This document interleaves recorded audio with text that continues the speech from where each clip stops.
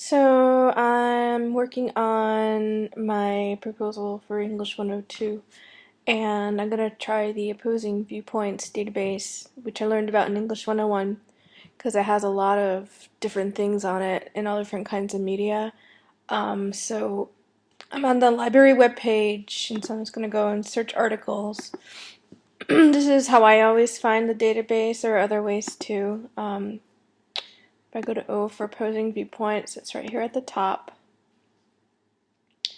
And this is a really neat website because it's just loaded with things and issues. I did learn, whoops, that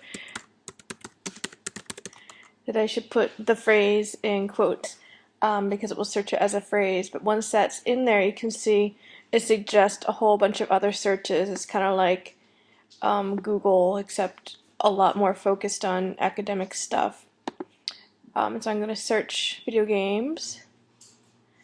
And you get this kind of issue page when you do a search like that, and you can see there's a nice little overview, as well as a whole bunch of other stuff. So like these are featured viewpoints from different authors, and you can see they come from pretty good publications like Chronicle of Higher Education, government publications and such. These are just viewpoints. The featured ones tend to have the most people link to them more often, or maybe they're a little bit more recent. These here are just 68 of them. I can look at the top 3 or just click on here and find a whole bunch of other viewpoints. You can see it's pretty new, 2011. They tend to sort by dates. The newest stuff goes on the top. Let me go back to this other page. There's videos linked up, usually from high quality sources like PBS and things. It links up to newspapers, usually the big 5 like New York Times and San Francisco Chronicle, and magazines that kind of cover the gamut. Time, which is pretty general, National Review, which tends to be a little bit more conservative. And then, of course, you have your academic journals, reference articles, and then just statistics. So if your instructor's like, a statistic here might be good, there's plenty of them to be found here.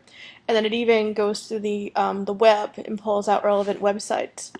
Well, I'm really kind of curious about debates about video games and recent debates, so I'm just going to basically focus on these viewpoints, and I'll just go right in here, and I'm seeing some rather recent things about video games and real-world violence.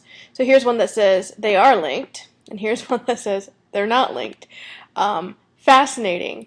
And so I think what I'm going to wind up doing is focusing on these 2 articles and see what the pro-con is, and after reading through them, see if I have if there are any gaps or areas that just don't seem right. A lot of times with these articles, I find, because I'm a gamer, from playing a lot of games, I see things that somebody who's just analyzing them from an outside perspective might not see. And so that's how I'm going to kind of focus in on this. And you'll see that there are a lot of other things. Like, it starts off with some really good questions to help focus reading.